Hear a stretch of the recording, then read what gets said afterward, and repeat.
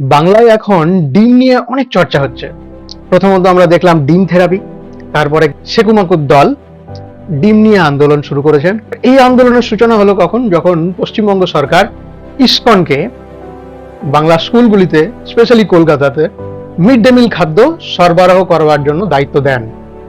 এই আন্দোলনের মূল দাবি কি? যে ইসকন যেহেতু মাছ মাংস বা আমিষ আহার গ্রহণ করে না বা করায় না, তাই বাচ্চারা মাংস খেতে পারবে না, ডিম খেতে পারবে না, অপুষ্টির শিকার হবে।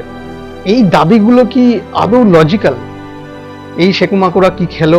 আমাদের কিচ্ছু এসে যায় না। তারা নিজেরাও তাদের নেতা অনেকে ফেমাস গোমাংস ভক্ষণ করার জন্য। তারা আজকে প্রোটিন নিয়ে জ্ঞান দিচ্ছেন। কিছু এক্সাম্পল দিতে চাই যারা ভারতবর্ষে খুব ফেমাস, যারা ভেজিটেরিয়ান, যাদের ননভেজ খাওয়ার প্রয়োজন হয় না সাকসেসের জন্য, তারা এমনও নয় যে অপুষ্টির শিকার। এই ব্যক্তিটিকে দেখুন, মিস্টার অনিল গছিকার। ইনি 2016 সালে ইন্টারন্যাশনাল বডি বিল্ডারে যে প্রতিযোগিতা, সেখানে গোল্ড মেডেল পান, যেটা দুবাইতে অনুষ্ঠিত হয়েছিল। 7 বার মিস্টার ওড়িশা হিসাবে চ্যাম্পিয়ন হন, gold medallist. In body builder championship এই ভদ্রলোক 4 বার গোল্ড মেডেল পান ভারতবর্ষে। আপনি বলবেন ইনি অপুষ্টির শিকার?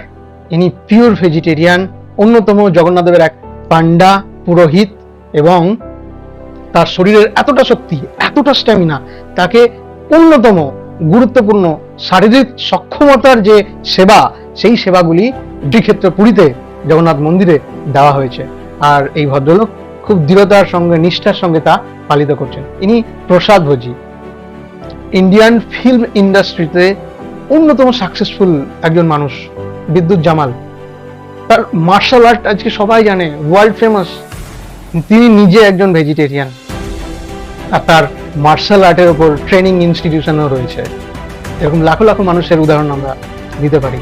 অনেক মানুষ রয়েছেন আমাদের আশেপাশে ঘুরে বেড়ায়, যারা ভেজিটেরিয়ান, যারা সাকসেস। এমন নয় যে তারা অপুষ্টিতে ভুগছেন।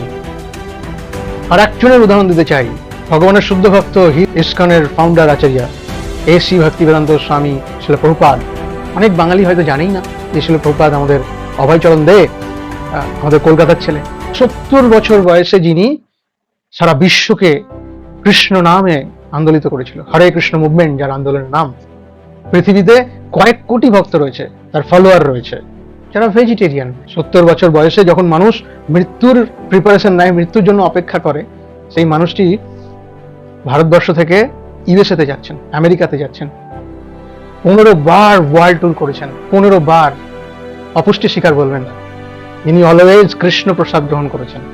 সারা রাত জেগে উনি ট্রান্সলেট করছেন, আমাদের যা শাস্ত্র সব ইংলিশে ট্রান্সলেট করতেন, ডিকটেট করছেন। যারা পড়তে পারবে না তাদের জন্য হিয়ারিং লেকচারগুলো উনি রেকর্ডিং করতেন রাত জেগে জেগে, মাত্র 2 ঘন্টা ঘুমিয়ে। অপুষ্টির শিকার বলবেন? যাই হোক, আমার এই ভিডিওর বক্তব্য খুব সিম্পল। আন্দোলনের নামে বা মিছিল করার মাধ্যমে যে মেসেজটা দেওয়া হচ্ছে না, যে ডিমের মতন প্রোটিন নিরামিষ খাবারে নেই, এটা সম্পূর্ণ ভ্রান্ত ধারণা। আরে গুগল করুন। ভগবান বুদ্ধি দিয়েছে, আমাদের বুদ্ধি কাজে লাগানো উচিত। আমরা যদি মনুষ্য জন্ম লাভ করেও যদি গাধার মতন অ্যানালাইসিস করি, তাহলে খুব বিপদ। তো এই সমস্ত ভাঁওতাবাজিতে পা দেবেন না।